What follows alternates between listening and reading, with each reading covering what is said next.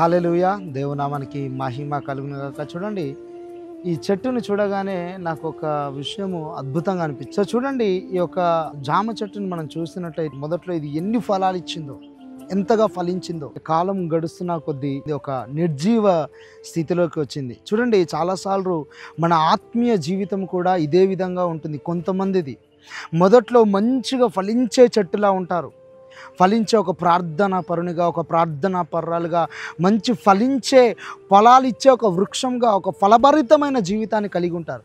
కాలక్రమేణా ఆత్మీయ జీవితంలో ఎండిపోతుంటారు, ఆత్మీయ జీవితంలో వాడిపోతుంటారు. ఈ చెట్టులాగా చూడండి, మొదట్లో ఇది ఎన్నో ఫలాలు ఇచ్చి ఉండొచ్చు, కానీ ఏంటంటే ఈరోజు ఒక నిర్జీవమైన స్థితిలోకి వెళ్ళింది. ఈరోజు నీ యొక్క ఆత్మీయ జీవితము ఏ విధంగా ఉంది?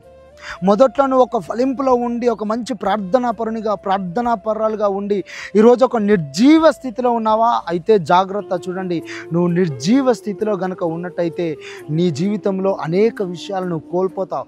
మనం ఎప్పుడు కూడా ఒక ఫలించే వృక్షంలాగా, ఒక ఫలించే చెట్టులాగా ఉండాలి. చూడండి, దీంట్లో ఎన్నో వేర్లు ఉన్నాయి, దీని ఫలాలు ఎంతోమంది తినున్నారు, కానీ ఏంటంటే ఈరోజు ఇది ఒక నిర్జీవ స్థితిలోకి వెళ్ళిపోయింది. అలాగే మన ఆత్మీయ జీవితాన్ని ప్రతిరోజు మనం కట్టుకోవాలండి.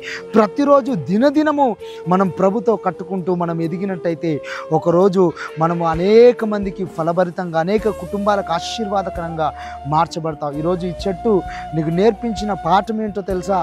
మొదట్లో ఫలభరితంగా ఉండి చివరిలో కూడా నువ్వు అంతకంతకు ఇంకా ఫలభరితంగా నువ్వు మార్చబడాలి. ఈ చెట్టులా ఒకవేళ ఈరోజు నీ యొక్క ఆత్మీయ జీవితం నిర్జీవమైన స్థితిలో ఉంటే యేసు నామములో మరలా నీ యొక్క ఆత్మీయ జీవితము ఫలభరితముగా మారునుగాక. ఆమేన్. God bless you. దేవుడు మిమ్మల్ని దీవించును గాక. ప్రైజ్.